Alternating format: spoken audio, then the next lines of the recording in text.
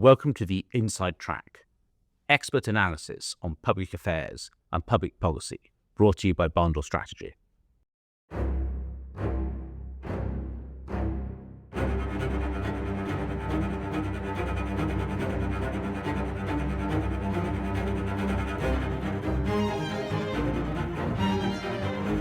Today we're going to be looking at how lobbying works. I'm joined by Havard Hughes, the CEO and founder of Barndoor Strategy. Thank you, Seth. It's a pleasure to talk through some of the minutiae, perhaps, but also some of the detail of what is lobbying. I've spent something like 25 years of my life in the profession since taking that well-trodden path from working in Parliament, as many public affairs practitioners have originally done, many but not all, as we'll get on to in a bit. But what is lobbying? And people sort of assume that lobbying is a new thing, that it came in perhaps under the Blair years, or maybe it came in the early 20th century, but actually it goes back to the dawn of Parliament. And for those of us who've been lucky enough to go to the United States and see the Willard Hotel, there's a claim made by that fine Washington hotel that that's where lobbying was invented during the American Civil War, where various people tried to catch the ear of senators and congressmen as they sort of came to the hotel, which is near the Capitol Hill. Literally in the lobby. Literally in the lobby of the Willard Hotel. But of course, there's another story too, was there's also a lobby in the House of Commons, as we well know. And also we have lobby correspondents. And of course, the truth is, wherever there's a legislature, there are lobbyists, whatever they are called. And the tradition in Britain goes back at least as far as the Railway Acts, when you had law firms known as parliamentary agents, because they had to bring in legislation due to a lobbying scandal involving the Railway Acts, who are still extant, and there are still a list of parliamentary agents to this day. And they were perhaps the original lobbyists, and perhaps a bit more in the American model, where you often see law firms doing public affairs activity rather than a separate profession of public affairs practitioners who are dedicated to it. And you've talked already about the background of legislatures for this, but actually when people think about lobbying and they think of Westminster, they tend not to think about Whitehall so much, and yet that's where a huge amount of lobbying goes on. And that's a huge error, because you have to see both sides of the process, because the people in Westminster, the MPs, especially, but not so much the peers, their time is but short, and they might be very lucky and get a private member's bill and be able to drive legislation through that means. They may be luckier and be part of a government with a large legislative programme and a big majority to drive it through. But ultimately, that's only half the story in terms of legislation, because the people who develop the policy, the people who hold the literal pen in terms of what is decided, are in the government departments. And as public affairs practitioners, we see this quite a lot, because you'll see legislation developed under one administration but implemented under the next one. And the next administration is often blamed for this legislation, which would have been implemented under the previous administration had it been kept in office by the British public. And it's worth saying something about how lobbying isn't something that's just foisted onto them by outside agents. This is actually something that they actively seek, because if you're trying to implement a policy, whether it's on the political side or whether it's on the civil service side, you do need to speak to the stakeholders. You need to know who you're working with, and you need to understand what is and isn't possible. And Oh, absolutely. And this has been illustrated by the comments made by Dominic Cummings or Pat McFadden in terms of the fact that the civil service lacks expertise. And this isn't a bug, it's a feature. And it goes back to the 19th century, where the idea is you have a generous civil service who are able to work across a range of policy areas. And there's a criticism now in the 21st century, is this fit for purpose? Because we are in a situation whereby the world is ever more complex. You have AI, you have financial regulation, to name but two fields, where you have to be really adept and really knowledgeable of those sectors to be able to comment in any great detail on them.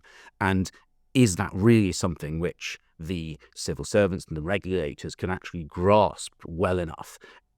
That's a question, but it's certainly not something that the average legislature can grasp well enough. Now, you alluded to having worked in the area of lobbying for about 25 years. Could you maybe summarise some of the changes that you've seen during that time and how this has taken place? I mean, it's been a fascinating time to be in lobbying, because I came into the profession just as the dust was settling on things like cash for questions.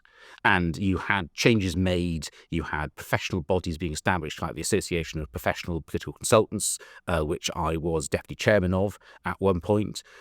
You had the creation of much more public scrutiny of the lobbying sector, and you you've had the more recent introduction of the lobbying register. So all professionals carrying out public affairs who are turning over more than the VAT threshold are meant to be on a register to show that they are carrying out public affairs activity. And in line with the good principles the profession itself identified, they're meant to identify their clients. So that you don't have the situation where members of parliament or civil servants are in the dark about who is actually paying the person sat before them, trying to persuade them about a public policy issue. And those were some of the big scandals of the major years, right, and the big changes brought in after that. Although, of course, the register came in as the David Cameron reform. Indeed it did, because the scandals have continued, and scandals will always continue because there are always people in Parliament prepared to do things potentially for payment which don't really aren't really above board. And you might say they should know that, but often there are members of Parliament who are prepared to pay fast and loose with the rules because they think they're acting, in the best interest of their constituents or in the best interest of a particular issue. But the rules are there for a reason, and they're to protect the reputation of Parliament and indeed the public affairs profession. And that means that we've actually had a much clearer set of rules for the last sort of quarter century as a result. That's right. I've been in the profession during the era of clarity, and you have had a number of scandals and issues in the public affairs sector during that time, but that has generally resulted in much more openness and transparency and in better decision making. Because ultimately, the reason you have lobbyists is because not all knowledge is contained within the civil service. Certainly not all knowledge is contained within Parliament. You need to interface with organisations. And because of the complexities of working with Parliament, private organisations, members of the public, interest groups, they turn to lobbyists who can help demystify that process and help them how they can influence and persuade their member of Parliament. Let's say a bit more about some of those complexities, because Britain is not a totalitarian dictatorship with a one-party state and one policy process. There are actually lots and lots of different centres through which policies can be developed and brought forwards. Maybe say something about how that happens on many. Well, this is it. The UK is a sort of unitary state, and we are a constitutional monarchy. But below that, you have the situation where we have devolved government in Scotland and Wales and Northern Ireland. You have got local councils who have a certain set of responsibilities. You've got government agencies with sets of responsibilities. You've got organisations like health and safety regulators who have their own responsibilities. The Health and Safety at Work Act is something which many employers have to pay heed to, and that has got a separate process. It's got its own regulatory process. If you're an electrician, you've got professional bodies that effectively come up with rules which are then written into the latest electrical standards.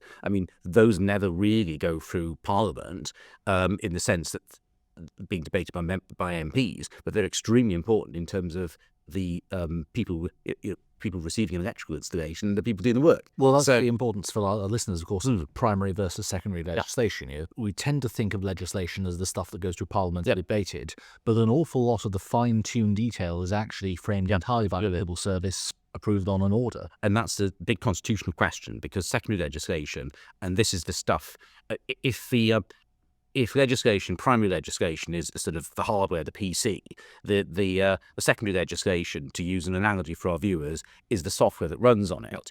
And often all that fine detail isn't in the major legislation, although in some cases it is. It's in the secondary legislation, and it's a big constitutional question as well, because secondary legislation, as you suggest, doesn't get the same level of scrutiny as primary legislation, and it can often be sort of nodded through. You have scrutiny of it to some extent, and you tend to have a consultation process. So you have the various UK regulators, for example. We've talked about electricity, but let's go on to financial services for a moment. So you've got the PRA and the FCA, and they will produce consultation papers which will be put out to the industry, and people will respond. And then they will produce rules based on the consultation response. But those will receive quite a lot of scrutiny by the select committees, by parliamentarians. There may be questions raised in Parliament. So there are opportunities to have quite substantive debate on that, but only if people are pushing to ask us questions, because the natural course of things is that there won't be much debate unless it becomes controversial. And the burden of that has changed quite considerably over the last few decades. I think two of the biggest sort of turning points were the Thatcher government and the Blair government. Both saw a huge increase in the use of this secondary legislation, or statutory instruments as it's otherwise known. And that is the accusation, not without some grounding, is that that's being used to bypass Parliament. Yes, and you see it in terms of, say, look at the tax code, for example, in the UK. I mean, it used to sort of be sort of one relatively short yellow volume, and now it's pretty much a shelf. And that was something that happened under the Brown years in particular. There was a massive expansion of the complexity of the tax system.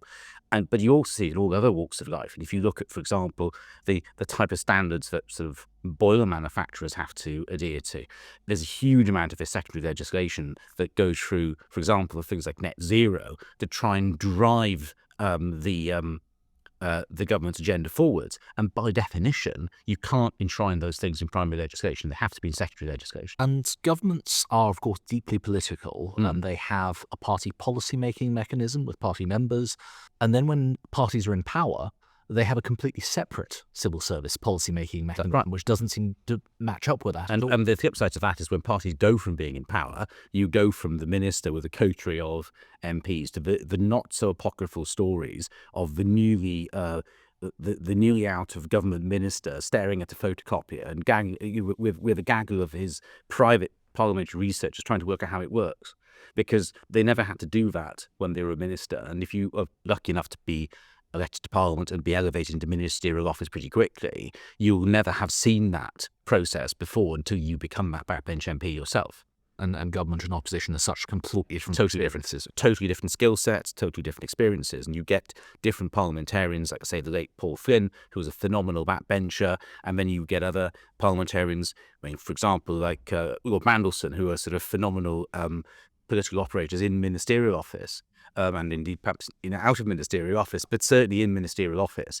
And they tend to have very different skill sets. So if we're looking at the whole sort of policy mechanism, what about SPADs? Because they have quite an unusual, special advisors. Special advisors have an unusual place in the lobbying process, both in the minds of people outside politics and indeed in terms of politics. And the one thing that I've always found as a public affairs consultant is how different they are in terms of their tone between, say, Conservative administrations and Labour administrations. So going back to the Blair administration, for example, the Blair administration had a number of extremely competent SPADs. Some of them, of course, have now been reincarnated as ministers in the latest government. And they were very talented people. They knew their policy area. They had a clear direction of what they wanted the government to do and what their job was in government. And these people were very, very important people, therefore, for lobbyists, because they often held the pen along with the civil servants on the policy, and in many ways, some of them were perhaps more important than the ministers who rotated through the positions of government. But during the coalition government, their special advisors were very different in character and nature, and this is a real feature of Conservative governments, where special advisors tend to function more as media communicators and internal party communicators than as policy specialists as such. And so the relationship there between public affairs consultants and many of these special advisors was very different.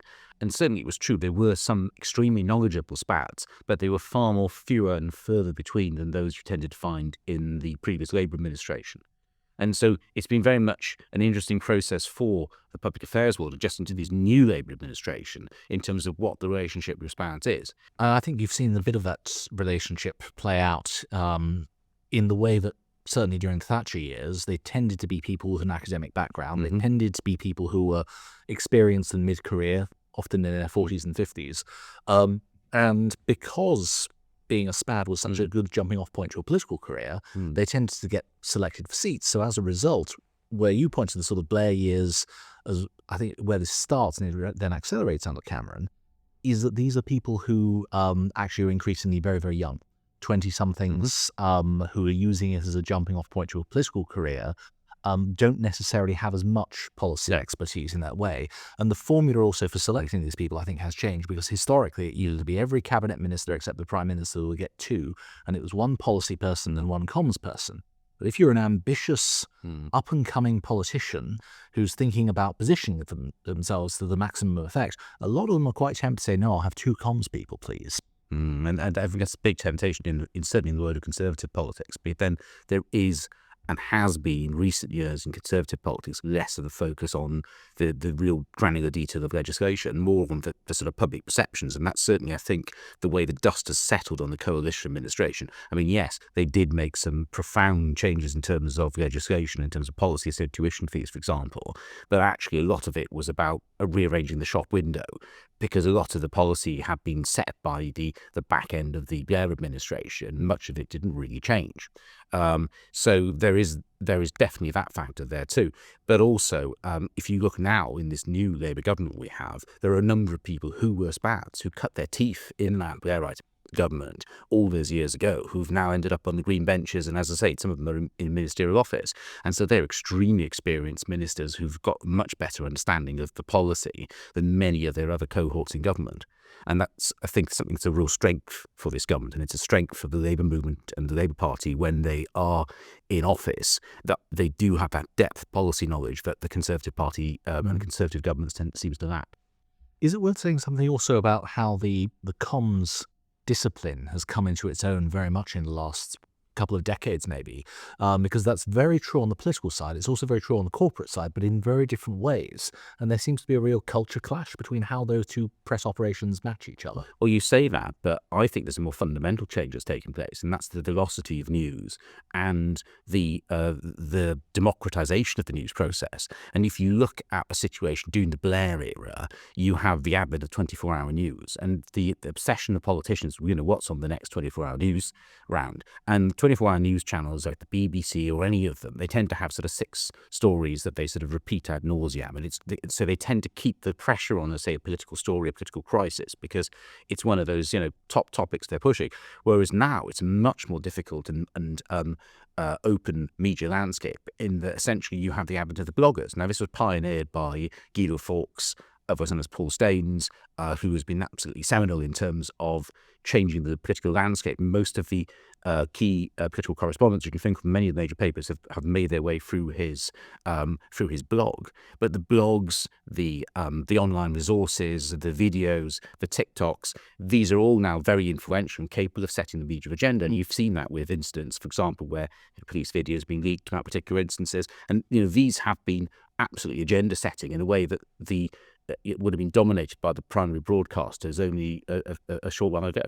And that has made the whole policy process much more short-termist, I think, though, as well, and also more comms-led, because it's all through the lens of how will this play out in terms of the headlines. Before we say anything about the policy or even think about developing the policy, we need to run this past the press office, we need to run this past the comms officers and think of a line to take. And that has gone to the centre of government in a way that, people were making fun of Sir Bernard Ingham in Margaret Thatcher's day for spin and for taking control of this. But I don't think anything on this scale was even possible. No, and I think that's one of the areas that the government has actually struggled at, is the almost they are a 24-hour news government in a blog era and or in the era of Twitter. And this is the problem, that you've got this democratization of the news process, you've got citizen journalism, and I think governments really struggle to take account of that. And you go back to what you referenced before in terms of the corporate world. I mean, corporations and any sort of body that puts out press releases also struggled with this. But, who are you putting that press release out for? Because a lot of the trade magazines and papers that all of us, took for granted have just ceased to exist. And you now have this process whereby a lot of media outlets are harvesting content directly from social media and turning it into news stories. I mean, the Daily Mail is a very good example of this.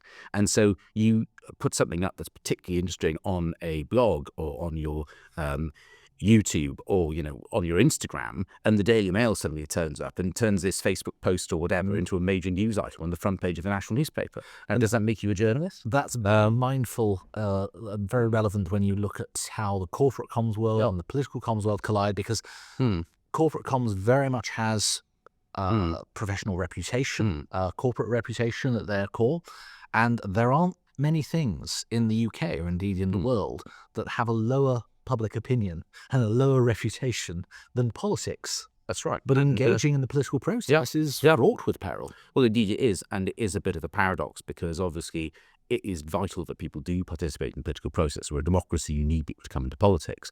And there is an issue there in terms of people in politics being adequately respected. But then on the other hand, they also need to be adequately scrutinised. And that's a very difficult balance to take.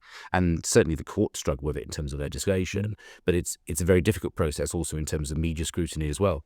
Let's flesh out that idea about engagement with the political process, because to play devil's advocate here, what happens when there isn't lobbying when there isn't some sort of engagement? This is when you get bad law made, because it's rather like the way we do.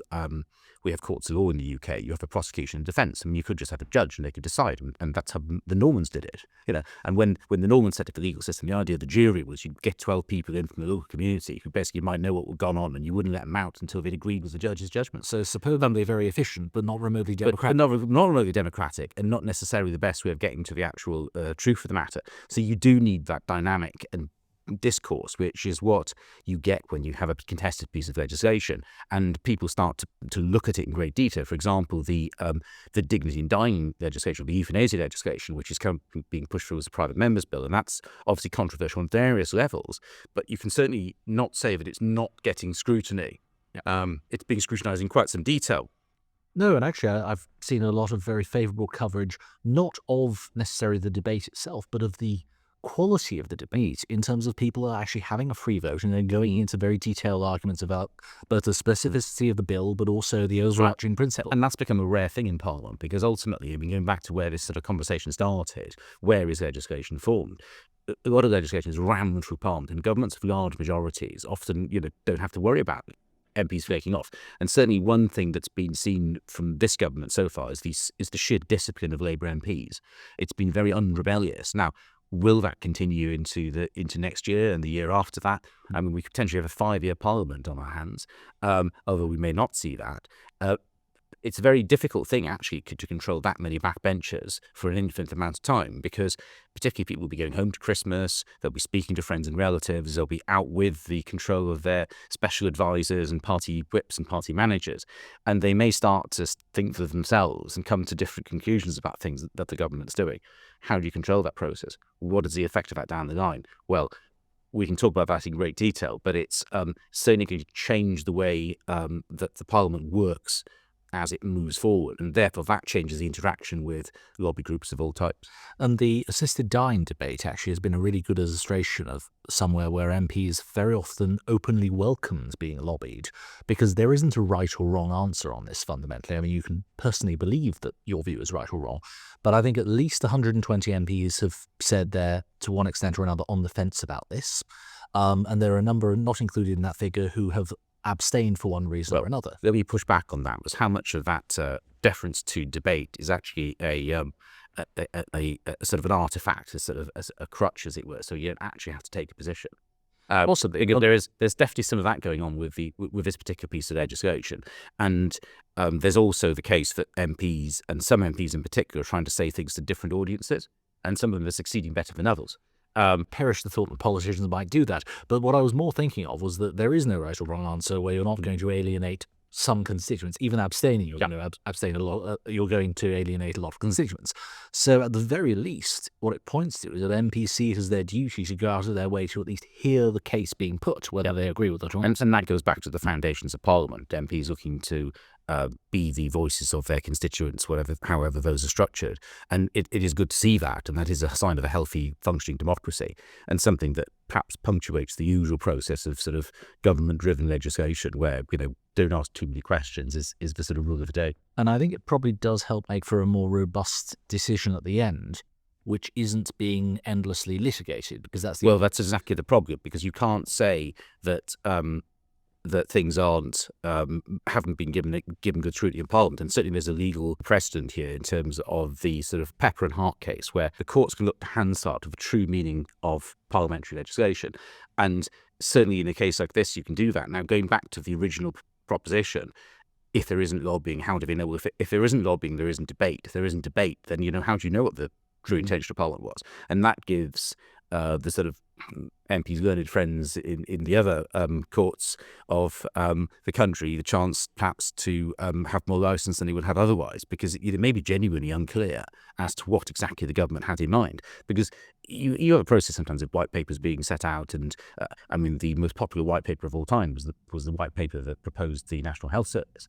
But the National Health Service that emerged from the Attlee government was actually fundamentally different from the one which Beveridge had originally proposed. That was very different to what was in the Labour manifesto. So you have that, and that is an issue, because that's not an uncommon. That's an extreme example, but it's not an uncommon problem. That what is originally discussed and debated isn't necessarily what gets put into legislation and regulation. Yeah, and that might actually push back against lobbying. And in the case of the NHS, the real lobbying was from GPs. So Well, I mean, felt very threatened by it. I mean, Nigel Bevan's famous comment about, stuffing the doctor's mouths of gold, which is certainly something that you wouldn't think of now, given the close relationship between, say, the NHS unions and the present government. But certainly that was a very contentious relationship, and it was much more fraught than a lot of politicians would like to believe. And there was much more discourse in the political parties about what the right future was as well, much more so than perhaps the black and white arguments you tend to get presented with by, say, politicians in the Labour movement, for example. And finally, a more sort of nuts and bolts question on how lobbying works, which is what makes a particular group of lobbyists and a particular group of clients a good fit or a bad fit for one another? It's horses to courses, because different types of public affairs and communications activity require different types of organisations. It's why there's a big market out there, because if you are a large corporate organisation, perhaps a global organisation, you're going to need a very different type of public affairs and communications provider from somebody who's a sort of two-man band based out in Worcester or something. And certainly there's going to be a factor degree in terms of what you can afford in terms of your public affairs activity, but what is the outcome you want? Because if you're looking at maintaining your share price and looking at maintaining your reputation across a complex market of consumers, for example, that's a very different business from, say, just wanting to change a piece of Bank of England regulation, for example. The Bank of England brings out their consultation paper. It's got things in there that are going to be highly problematic to your sector. You want to change that. You're going to need a very different type of organisation to address those sort of problems than, say, if you're looking at issues of promoting your company in the fast-moving consumer goods sector. Thank you very much, Havard, and join us for the next Inside Track.